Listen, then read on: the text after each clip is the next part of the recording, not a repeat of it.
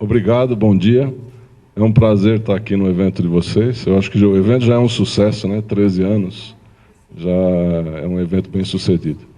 É um prazer estar aqui com vocês hoje, como representante do IPT, para falar um pouco sobre o Laboratório de Estruturas Leves, que nós estamos montando aqui em São José dos Campos, no núcleo do Parque Tecnológico. Eu vou ter chance de falar alguma coisa sobre isso. Na verdade, o Laboratório de Estruturas Leves é um esforço nacional de montar um laboratório que pudesse endereçar alguns problemas que a indústria, com certeza, vai ter no futuro. Hoje, a indústria aeronáutica já é uma indústria que se preocupa com isso, mas as outras indústrias podem se beneficiar dessa preocupação de ter estruturas mais leves. Então, todas as indústrias que se interessam em permanecer no mercado com estruturas competitivas têm que endereçar esse problema, que é de ter as estruturas cada vez mais leves. Isso tanto a indústria automobilística, quanto a indústria de energia, e assim por diante. Então, a ideia nasce dentro da indústria aeronáutica, mas ela é transversal em muitas outras indústrias. Isso aqui é como exemplo, vocês estão sempre relacionados com essa área, mas muitos empresários não conseguem se dar conta de que um automóvel, por exemplo, é uma estrutura leve, e não necessariamente feita de compósito. O esforço, em inglês isso chama-se lightweighting, é um esforço gigante que tem sido feito pela indústria ao longo dos anos, e a gente quase não percebe. Isso aqui é o esforço de se reduzir o peso de uma lata de alumínio, que foi feito em muitos anos, com elementos finitos e tal. Então, isso aqui é a redução da espessura da parede da lata de alumínio. Então, esse esforço é um esforço que vem de muito tempo, e a gente vai justificar por que o laboratório chama-se de estruturas leves. Os aviões, como todo mundo sabe, o 787 já é um avião que atingiu aparentemente 50% do peso em compósito. O 350 parece que atingiu 53%, então bateu o 787, já está voando agora, o protótipo. E isso aqui é um objetivo do governo Obama. É uma nova revisão do CAF, que é o Corporate Average Fuel Economy. O objetivo que deve ser alcançado até 2025 nos automóveis é 54,5 milhas por galão.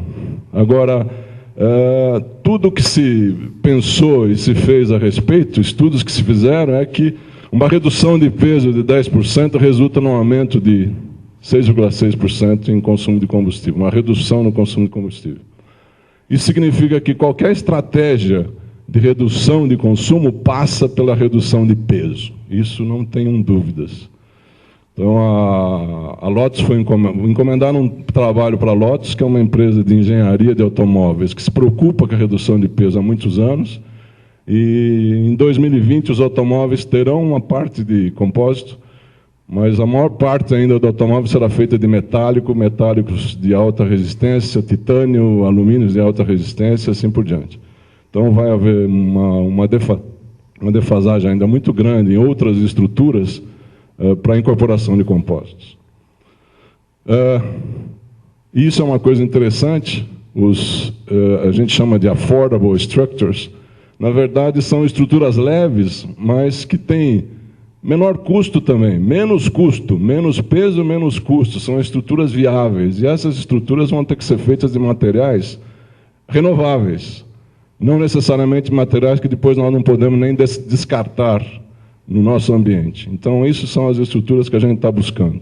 Estruturas viáveis, estruturas affordable. As estruturas leves perpassam todas essas indústrias, começando com o setor aeronáutico e varrendo todos esses segmentos. Então, hoje a gente consegue identificar um pouco de uso na energia eólica, um pouco de uso nas estruturas de telecomunicações, na indústria de defesa e indústria de construção civil. Então, todas essas indústrias necessitam de estruturas cada vez mais leves. E é isso que o laboratório tenta endereçar. O laboratório tem uma visão, tem uma missão e tem uma premissa. O que é mais importante nisso tudo é a premissa do laboratório. O laboratório tem que ser autossustentável. Não é um laboratório que pretende ser suportado por um organismo qualquer. Não, o laboratório tem que fazer projetos com a indústria, tem que fazer projetos com os institutos de fomento, de tal maneira que ele consiga se suportar, como todos os laboratórios do IPT. Eles têm que ser autossustentáveis.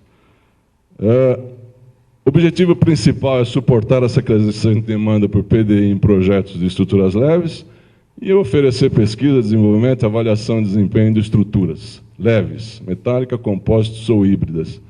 Eu vou dizer porque que o laboratório não se chama laboratório de compósitos. Serviços do laboratório.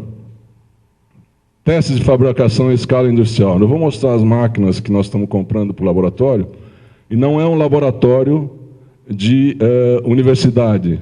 É um laboratório que tem condições de desenvolver protótipos em escala industrial. As máquinas são de tamanhos industriais. Desenvolvimento e formulação de materiais, poder ser endereçado no laboratório, e assim por diante. Transferência de conhecimento para a indústria, que é o grande objetivo do IPT, e o treinamento de técnicos e estudantes. Isso vai ser possível com o laboratório de estruturas leves.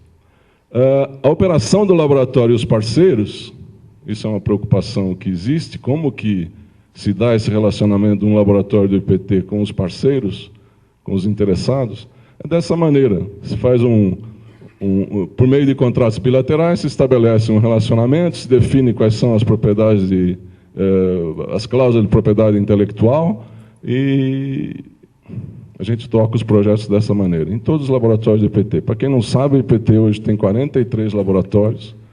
Eu sou responsável por um centro tecnológico do IPT, ao qual alguns laboratórios estão subordinados, são 12 centros, onde estão alocados esses 40 e poucos laboratórios. Nós temos no nosso centro 4 laboratórios, sendo que o Léo é um deles.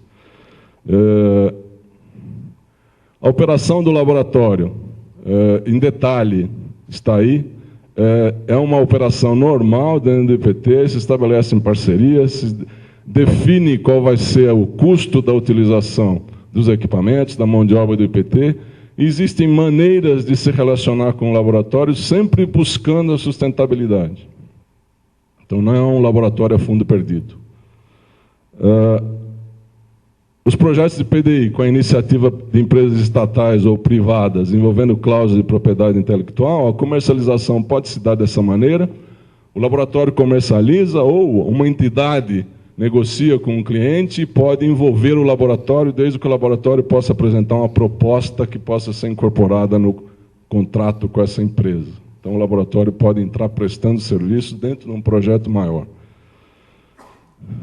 Isso aqui vai ser distribuído para vocês. Então, detalhes, o tempo é muito curto para a gente explorar todas as possibilidades. Mas uma das coisas que o laboratório se propõe é ter trabalhos onde possam ser desenvolvidas teses de mestrado e doutorado, orientadas por pesquisadores de fora do IPT, de fora do laboratório, pesquisadores brasileiros de universidades e outros institutos, de tal maneira que o laboratório possa prestar esse serviço também. Infelizmente, a seta mudou de direção, mas é questão do software. Isso é a estruturação do projeto do laboratório. O laboratório não nasceu só de um sonho, nasceu de um esforço muito grande que tem sido realizado ao longo desses últimos 6 anos, de arrecadar, de arrebanhar dinheiro ao longo dos institutos de fomento, das organizações de fomento, e envolvendo todas as instituições de pesquisas que estão aqui do lado direito. Então, eu tenho órgãos de fomento que vão do BNDES... Desculpa. O dedo está muito grande. Os órgãos de fomento que vão do BNDES, FAPESP, FINEP, a Secretaria de Desenvolvimento do Estado de São Paulo e a Prefeitura de São José dos Campos, todos esses organismos contribuíram para que o laboratório pudesse ser viabilizado. E do lado direito estão todas as instituições que contribuíram com o que a gente chama de 4 projetos estruturantes do laboratório. São os 4 projetos de pesquisa iniciais que deram suporte às organizações de fomento para que elas pudessem garantir que realmente está sendo feita pesquisa no laboratório. Então, esses são os 4 projetos iniciais, que todas essas instituições estão envolvidas, e que, a partir de agora, nós estamos rodando esses projetos e nós temos que arrumar os outros projetos, que vão dar sustentabilidade para o laboratório. Mas esses 4 justificam o investimento que está sendo feito no laboratório. É lógico que não justifica o investimento de longo prazo, mas o investimento que faça sentido naquilo que nós estamos fazendo hoje dentro do laboratório. Os 4 projetos estruturantes, que são coordenados por pesquisadores de instituições de pesquisas nacionais, eles estão relacionados aqui. As instituições envolvidas nesses projetos estão relacionadas aqui. Como nós mencionamos que estruturas leves ainda é um domínio mais próximo da indústria aeronáutica, a Embraer está envolvida nesses projetos. Ela não está envolvida em financiamento do laboratório, ela está envolvida em financiamento desses projetos de pesquisa. Todo o investimento em hardware e construções dentro do laboratório são sendo financiados pelos organismos de fomento que eu mencionei, e não pela Embraer. Então, esses são os 2 primeiros laboratórios, os 2 primeiros projetos que falam de estruturas metálicas, e os outros 2 que falam de estruturas feitas em compósito. Então, esses projetos são projetos coordenados, um, inclusive, é coordenado pelo IPT, como projeto de pesquisa, e os outros pelo ITA, pela IPUSP, pelas outras organizações, com envolvimento de muitos pesquisadores. O laboratório tem um orçamento inicial, que o dólar varia, mas é um orçamento de 44 milhões de reais, em construções, em máquinas, e tem algumas fases, são essas 4 fases, que no final eu vou mostrar em que ponto nós estamos dessas fases. Projeto, a instalação, as atividades iniciais, que são os projetos estruturantes, e a autossuficiência, que seriam os próximos projetos. O IPT, o Laboratório de Estruturas Leves, isso aqui é para mostrar que o Laboratório de Estruturas Leves é um laboratório do IPT, ele está ligado à estrutura organizacional do IPT, e o IPT está sendo organizado dessa maneira, tem um conselho, uma diretoria executiva, um centro de tecnologia, alguns centros, e o nosso centro aqui, onde tem mais 3 laboratórios, e o Laboratório de Estruturas Leves. É um laboratório normal do IPT. Isso aqui deveria ser um organograma dentro do laboratório, que nós temos 2 áreas, uma área de metálicos e uma área de compósitos, e um conselho de orientação, onde tem pesquisadores nacionais e internacionais de renome, que anualmente nos orientam com relação a direções que o laboratório deveria seguir. Infelizmente não apareceu. A governança do laboratório é importante, eu não vou entrar em detalhes, mas nós temos um regimento interno, e nós temos o Conselho Consultivo, que é esse Conselho de Pesquisadores Nacionais e Internacionais, que é uma coisa nova nos laboratórios do IPT. Nenhum laboratório do IPT tem um Conselho Consultivo. Tem os parceiros e a acessibilidade. A acessibilidade é uma coisa importante na governança, porque o laboratório tem que ser acessível a qualquer pesquisador do Brasil que queira trabalhar com pesquisa nessa área. Então, nós temos condições de conversar para ver como é que isso pode ser realizado. Então, isso está tudo escrito, está definido como é que esse relacionamento pode ocorrer. O laboratório tem 2 áreas principais, compósitos e metálicos. E os parceiros iniciais que eu já mostrei são esses, como indústria Embraer, e como instituições de pesquisas, todas essas. Como instituições de pesquisa, o IPT, o IA, e o ITA, a USP, o NESP, então tem muitos pesquisadores envolvidos. E as tecnologias atuais do laboratório, elas estão relacionadas aí. Atuais por quê? Porque o laboratório não vai se limitar a essas tecnologias, com certeza, são as tecnologias que aparentemente são mais críticas para aquilo que a gente entende das estruturas leves hoje, não necessariamente em compósito. Então, por que o laboratório, todos no mundo, aparentemente, chamam laboratórios de compósitos? Então, Laboratório Nacional de Compósitos. Os laboratórios de compósitos não são interessantes no aspecto de que eu não estou interessado em compósitos, estou interessado em estruturas leves, sejam elas feitas de qualquer material. Então, por isso que o laboratório chama-se de estruturas leves. E essas são as tecnologias que estão disponíveis em escala industrial no laboratório. Soldagem por atrito, conformação creep aging, conformação a quente e superplasticidade, colagem estrutural, deposição automática de fibras de carbono ou fibras qualquer, deposição automática de fibras fiber placement, que são máquinas diferentes. Infelizmente, acho que o filme não vai aparecer, mas a conformação por granalha shot pinning na área de componentes metálicos. Então, essas são as tecnologias com as quais nós estamos iniciando o laboratório. O laboratório está sendo montado aqui em São José dos Campos, no núcleo do Parque Tecnológico. Para quem conhece o núcleo do parque, a Dutra está aqui. Esse aqui é o núcleo do parque, eles já construíram um novo pavilhão, mas os 2 pavilhões iniciais são esses aqui. Esse aqui é um pavilhão que nós estamos ocupando praticamente todo. A Embraer ocupa um pequeno espaço dentro desse pavilhão, que é o Centro CDTAR, Centro de Desenvolvimento de Tecnologia Aeronáutica, e o laboratório foi dado início dentro do CDTAR. Essa é uma visão por trás do laboratório, o estacionamento, e o laboratório pega praticamente toda essa área aqui. Isso aqui já é uma rampa nova que nós fizemos, uma porta gigante para poder entrar as grandes ferramentas que nós vamos ter que ter acesso ao laboratório. E esse é um layout geral do laboratório. Eu peço desculpas pelo inglês, mas as apresentações são tão diversas que a gente fica mudando e acaba cometendo erros. Então, eu preferi deixar em inglês. A área do laboratório é essa área aqui. Esses são os nossos escritórios. Houve uma pequena separação aí por questões de ocupação do espaço. Aqui tem uma área que pertence à Embraer, eles têm um simulador aqui. E o laboratório tem 4.500 metros quadrados de área, e todas essas áreas metálicas, compósitos, uma sala limpa, que eu vou explicar um pouquinho mais detalhadamente.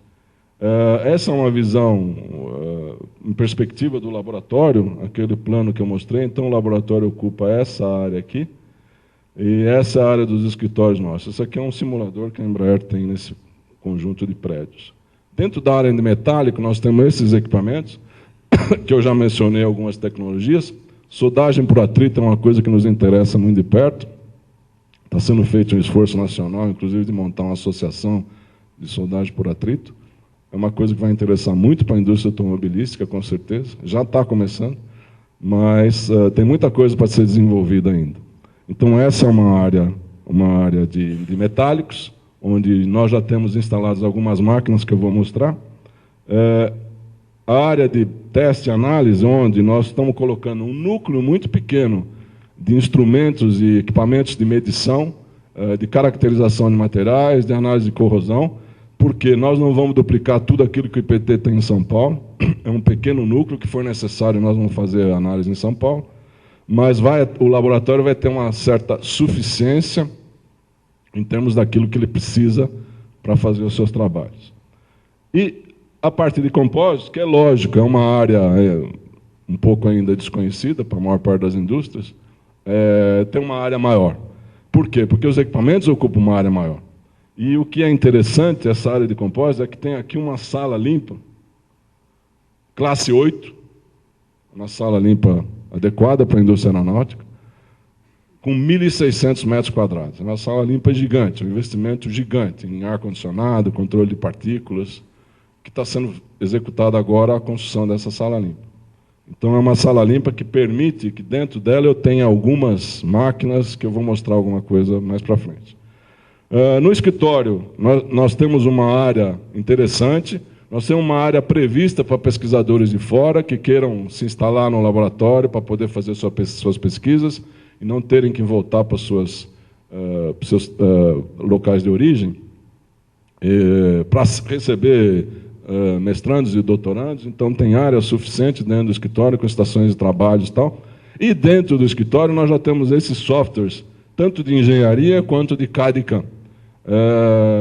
Na verdade, um dos grandes diferenciais do laboratório é poder simular em computador os seus processos de fabricação, especialmente injeção de resina, que é um problema hoje, deposição automática de fibra de carbono.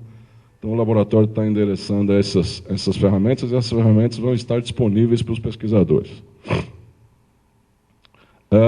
Essa é uma distribuição das máquinas no laboratório, e eu vou mostrar a maior parte delas, mas, para ganhar tempo, nós vamos numa certa apresentação serial. Essa primeira máquina, que está dentro da sala limpa, é uma máquina de tamanho industrial. Ela é uma máquina chamada de Fiber Placement, para quem nunca viu essa máquina operar. Infelizmente, parece que o filme nós não vamos conseguir rodar, mas, na verdade, é uma máquina que faz deposição automática de fibra de carbono, tendo um envelope de trabalho de 4 metros de comprimento. Então, é um torno com 4 metros entre ponta, e eu consigo trabalhar em diâmetros até 3 metros. Então, eu consigo fazer um tubo de fibra de carbono de 4 metros de comprimento por 3 metros de diâmetro. Essa máquina é uma máquina capaz de depositar fitas em cima desse envelope. A próximo slide é um slide dela depositando fita de carbono em cima de uma ferramenta. Essa ferramenta é plana, aqui está o torno que eu mencionei. Esse torno pode fazer uma peça de 4 metros de comprimento e o diâmetro pode ser de 3 metros. Então, isso aqui é um robô que deposita fitas. As fitas com as quais nós estamos trabalhando, e a máquina é capaz, são fitas de 1/8 de polegada, fitas muito finas, que a gente consegue fazer curvas com raio bastante pequeno, sem que ela cause nenhum embaraço na deposição. Então, nós conseguimos trabalhar com 12 fitas, que dá 1,5 polegadas, e conseguimos depositar. Aqui ela está fazendo um teste de recebimento, ela faz depositando camadas, pode ser camada 0 graus, 90 graus, 45, 45, e ela está deixando os buracos, um círculo, um quadrado, um losango, assim por diante, para mostrar a capacidade da máquina que ela tem de vir depositando, cortar a fita e começar a fita do outro lado. Essa ferramenta depois vai para uma autoclave para curar, porque nós estamos trabalhando com material termofixo. Ela vai ser curada e vai ser destacada. Essa aqui é uma ferramenta. Vai ser destacada, só fica a chapinha, que eu vou mostrar para vocês uma peça mais específica. Eu tenho um filme aqui da Fiber Placement, que é interessante ver funcionar, mas não vamos conseguir mostrar. E aqui uma peça que já foi desenvolvida. O que vocês estão vendo aqui é uma ferramenta côncava convexa. A máquina depositou as fitas em cima da ferramenta. Depois essa ferramenta foi para uma autoclave, onde foi feita a cura do material, e aqui eles estão destacando a peça da ferramenta. Então essa é a peça. Uma peça que deve ter uns 4 milímetros de espessura e rígida o suficiente para fazer a sua função dentro da estrutura leve. Então, essa máquina é uma máquina interessante, especialmente para quem trabalha com otimização de projetos, especialmente projeto mecânico, que ela permite colocar, é um processo de fabricação por adição, né, e não por remoção. E ela permite colocar material onde ele é realmente necessário na otimização do projeto. Então, eu consigo colocar fitas nas regiões críticas e não preciso colocar em todas as regiões para aumentar o peso desnecessariamente. Então, essa máquina é uma máquina bastante interessante, por trabalhar, inclusive, com essas fitas de largura pequena. Essa é uma máquina um pouco maior, ou muito maior, é o que a gente chama de tape laying. Ela tem 12 metros de comprimento por 4 metros de largura. Então, ela consegue fazer superfícies mais planas, não tão curvas quanto as da Fiber Placement, e é para trabalhar com estruturas que necessitam grandes superfícies muito próximo do plano. E ela trabalha com fitas muito mais largas do que a Fiber Placement. Ela trabalha com fitas de 75 milímetros, 150 e 300 milímetros de largura. E ela deposita. O filme, infelizmente, eu vou voltar para ela, porque o filme não vai rodar, mas ela seria interessante. Ela consegue fazer raios de curvatura muito grandes, não faz raios de curvatura pequeno, porque as fitas não têm o que a gente chama de steering, elas não conseguem fazer uma curva de raio pequeno, porque elas são muito largas, mas é uma máquina interessante, porque ela permite trabalhar muito rapidamente superfícies grandes, e ela corta, ela tem uma faca ultrassônica que corta as placas nos tamanhos que você quer. Você pode fazer stack de placas, colocar uma fatia em cima da outra para poder processar isso posteriormente, por exemplo, numa hot drape, que é a próxima máquina. Essa hot drape ela faz conformação por uma bexiga, aquece a placa de fibra de carbono, e ela, por uma bexiga, ela conforma em cima de uma ferramenta. Então, para fazer stringers, para fazer reforços, é uma máquina bastante importante. Essas máquinas ainda não estão instaladas no laboratório, a Fiber Placement e a Tape Lay já estão, porque nós estamos reformando agora aquela área do núcleo para poder operar. Algumas máquinas que nós recebemos já antecipadamente, fizemos um casulo em volta da máquina para poder ter ar-condicionado e tal, e poder receber a máquina, e já fizemos aquelas peças que vocês viram. Mas nós estamos em instalações provisórias, porque o laboratório não está ainda totalmente instalado. Essa é uma máquina de corte de tecido seco e pré-impregnado, que ela está dentro da caixa, mas é uma máquina de corte CNC para cortar os tecidos que vão ser necessários. A RTM Injection Machine, na verdade, essa máquina é uma máquina que não é máquina em escala industrial, é uma máquina que tem dimensões pequenas, mas essa é uma tecnologia, essa é uma tecnologia que interessa muito de perto a indústria automobilística. A indústria automobilística está buscando processos de fabricação rápidos para poder ter quantidade e velocidade nas suas produções, que hoje são limitantes, por exemplo, se você tiver que fazer cura numa autoclave. A autoclave é o calcanhar de Aquiles na indústria automobilística. As autoclaves, que nós ainda estamos trabalhando com materiais termofixos, o investimento na autoclave é enorme. A Embraer tem 2 autoclaves gigantes, de diâmetro muito grande. O laboratório não poderia comportar autoclaves desse tamanho, então foi decidido que nós teríamos 2 autoclaves. Essa autoclave tem 1,5 metro de diâmetro por 4 metros de comprimento. E essa autoclave, que é uma autoclave mais ligada a projeto de desenvolvimento e pesquisa mesmo, ela tem 1 metro de diâmetro por 1,5 metro, desculpa, 1 metro de diâmetro por 1,5 metro de comprimento, que vai trabalhar com temperaturas mais altas. Desculpa, que isso aqui é 250 graus, aqui é 450 graus. Então, essa vai trabalhar com temperaturas mais altas, vai permitir desenvolver coisas mais interessantes, com custo de operação para o pesquisador menor do que operar uma autoclave de grande tamanho. Essa autoclave maior chegando no laboratório, essa é uma das máquinas que já estão lá, já estão instaladas. E, para quem não tem contato com material composto, as fitas pré-impregnadas de material composto, elas têm uma vida determinada. Elas são guardadas em freezer, a menos 18, menos 20 graus, e dentro do freezer, essa temperatura, a vida delas é de 1 ano. Se elas são tiradas do freezer, utilizadas e voltam para o freezer, esse tempo que elas ficaram fora, elas perdem em termos de vida. Então, tem que ter um estoque de temperatura muito baixa, uma câmara fria, para guardar essas fitas e ter condições de fazer as suas peças. Então, esse é um problema sério. Então, nós estamos fazendo um freezer de dimensões grandes para poder acomodar essas fitas. Essas fitas, elas têm poucos fabricantes no mundo, demoram para ser importadas. A primeira importação nossa demorou quase 8 meses, uma quantidade pequena.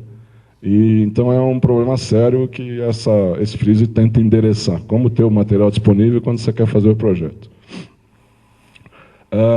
Uma das coisas que nos preocupa, e preocupa toda a comunidade que trabalha com material composto, por exemplo, é o problema de cura em autoclave. Então, fazer cura fora de autoclave, todo mundo busca e todo mundo está atrás. Então, esse é uma estufa que permite fazer uma cura fora da autoclave, de certa maneira. E outra coisa que nós estamos buscando, e que é importante ressaltar, é que hoje nós estamos falando de termofixos, mas a indústria toda está atrás de trabalhar com termoplásticos. Os termoplásticos são podem ser curados fora da estufa, fora da autoclave, eles permitem fazer reparos mais facilmente, então essa é uma busca constante e o laboratório vai estar envolvido com o uso de termoplásticos no seu futuro bem próximo. Essa aqui já é uma máquina na área de materiais metálicos que vai trabalhar com superplasticidade. É uma prensa de 150 toneladas que pode chegar a... Desculpa o zero, aqui devia ser pequenininho. Que pode chegar a 1000 graus Então, ela vai fazer conformação de superplasticidade de materiais de granulação muito pequena, tanto em alumínio quanto em titânio. Isso aqui é um recebimento da máquina nos Estados Unidos, uma ferramenta que está trabalhando com titânio, então ela vai estar trabalhando com 1000 graus. Isso aqui é uma fotografia do recebimento da máquina. E a peça é uma cavidade semisférica em titânio. Trabalhar com titânio, superplasticidade mesmo, um titânio de granulação muito pequena, é complicado. É uma tecnologia que ainda não é dominada fora de algumas indústrias. Então, o laboratório vai permitir que o pesquisador possa trabalhar com essas tecnologias sem grandes dificuldades. E essa máquina pode chegar a 1000 graus, que é adequado para trabalhar com titânio. Esse é um processo que eu mencionei logo no começo, soldagem por atrito. Não é a soldagem por atrito convencional, que a gente está acostumado, onde o material se funde. Aqui não há fusão do material. O material não atinge a sua temperatura de fusão e eu consigo soldar o material quando ele está em temperaturas que permitem um certo amolecimento. Isso é um processo de conformação a quente, não é um processo de soldagem como a gente entende convencionalmente, onde há fusão dos materiais. Mas é um processo extremamente interessante, onde a resistência do material soldado pode atingir 97% até 98% do material original, e está sendo muito utilizado na indústria aeronáutica, por exemplo, soldagem de 2 chapas de topo, de alumínio finas de topo, e consigo as características do material muito próximas do material base das chapas. Só que essa tecnologia está sendo usada para soldar chapas de aço de 100 milímetros de espessura, o que é interessante em todos os aspectos. Então, nós vamos ter uma máquina, essa máquina ela acabou de chegar no laboratório. Então, isso aqui já é dentro do laboratório, ela chegou faz 2 semanas, é uma máquina americana, ela está sendo montada aqui, então tem o guindaste, então o cabeçote e tal, ela vai permitir desenvolver algumas coisas interessantes. E a soldagem de alumínio, de titânio, de aço, tudo que for possível. O laboratório vai ter capacidade para fazer testes para ensaio de corpos de prova tal, dinâmicos e estáticos, então ele vai ter capacidade para fazer teste dinâmico, tem teste dinâmico em alta temperatura, ele vai ter capacidade de fazer ensaios estáticos, que não trazem muita novidade, mas são necessários. E uma coisa que é importantíssimo, que para quem não trabalha com material composto, especialmente fora da indústria aeronáutica, para fazer ensaio de um corpo de prova, por exemplo, muitas vezes tem que fazer um condicionamento do corpo de prova que dura 4 meses, antes de poder colocar na máquina de ensaio. Então, essa na verdade, é um pequeno sistema de condicionamento. Você põe os corpos de prova aí dentro, e eles podem ficar 4 meses sendo encharcados por esse ambiente dentro da câmara, antes que eu possa executar o ensaio final do material, especialmente o compósito. Então, essa é uma câmara de teste que está sendo comprada, pequena, mas que é extremamente útil para a caracterização desses materiais. Uma das coisas que é extremamente importante mencionar é que eu sempre falo nas apresentações que quando a gente procura alguma coisa sobre metais, a gente acha muita coisa, né? Então tem o Metals Handbook, e quando a gente procura alguma coisa do material chamado compósito, coisa é complicada. Então, hoje, a nossa tecnologia vira em torno de materiais metálicos. Então, nós precisamos ter no Brasil capacidade para dizer o que nós vamos fazer com esses materiais diferentes. E o laboratório vai permitir isso, de uma maneira isenta, de uma maneira sem algum viés. Essas são as outras máquinas que nós pretendemos comprar. Tem uma máquina extremamente importante que nós incorporamos recentemente no projeto, uma máquina de corte por jato d'água. Hoje, usinar peças em material composto é problema, usinar convencionalmente é problema, E essas máquinas de corte por jato d'água, a Embraer já tem umas 5 máquinas dessas, é uma máquina que vai permitir a gente fazer o trimming, por exemplo, das peças que são laminadas nas máquinas de deposição automática. E as outras máquinas convencionais que estão sendo compradas para que a gente possa operar o laboratório. Microscópios, analisador de tensões residuais e assim por diante. A fase atual do laboratório, dentro daquelas 4 fases que eu mencionei no começo, a primeira fase, desculpa, esses botões aqui a gente perde um pouco.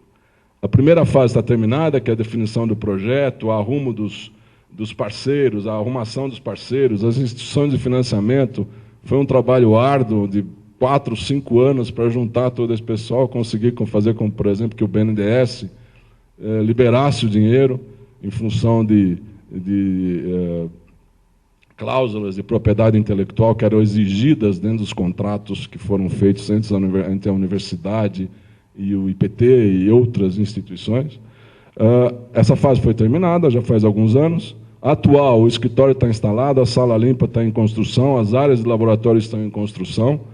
As máquinas instaladas, a Fiber Placement, a Tape Lane, as autoclaves e a soldagem por atrito, elas estão praticamente instaladas. Dentro de um laboratório que agora vai ser reformado, nós paramos de utilizá-las agora, nos próximos 6 meses elas vão ficar paradas.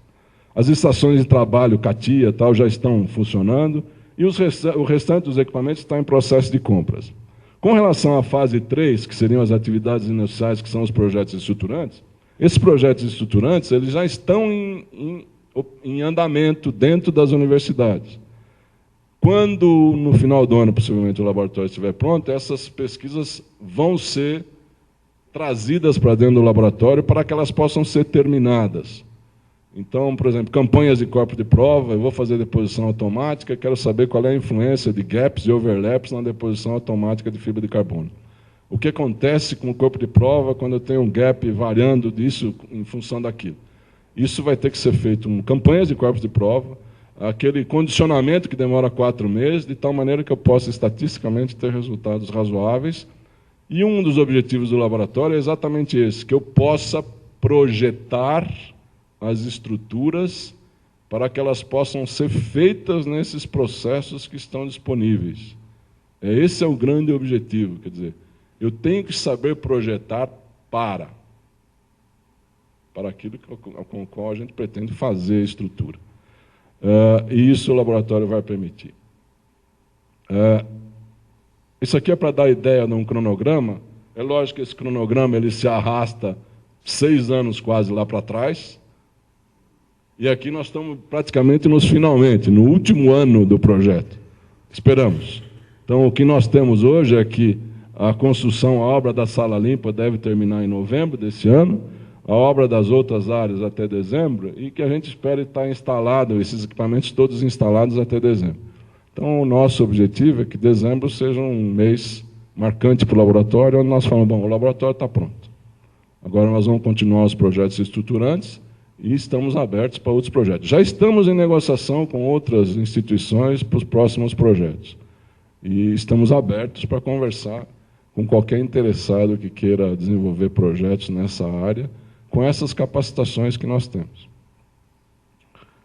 Eu acho que era isso que eu queria. Obrigado.